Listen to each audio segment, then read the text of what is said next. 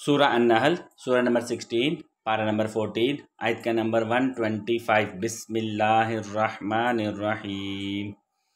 ادع الی سبیل ربک بالحکمۃ والموعظۃ الحسنۃ وجادلہم باللتی ہی احسن ان ربک هو اعلم بمن ضل عن سبیلہ وہو اعلم بالمہتدین۔ آپ اپنے رب کی راہ کی اے رسول معظم صلی اللہ علیہ وآلہ وسلم طرف حکمت اور عمدہ نصیحت کے ساتھ بلائیے، اور ان سے بحث بھی ایسے انداز سے کیجیے جو نہایت حسین ہو۔ بے شک آپ کا رب اس شخص کو بھی خوب جانتا ہے جو اس کی راہ سے بھٹک گیا، اور وہ ہدایت یافتہ لوگوں کو بھی خوب جانتا ہے۔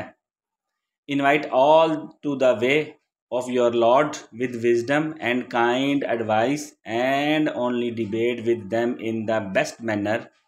Surely your Lord alone knows best who has strayed from his way and who is rightly guided.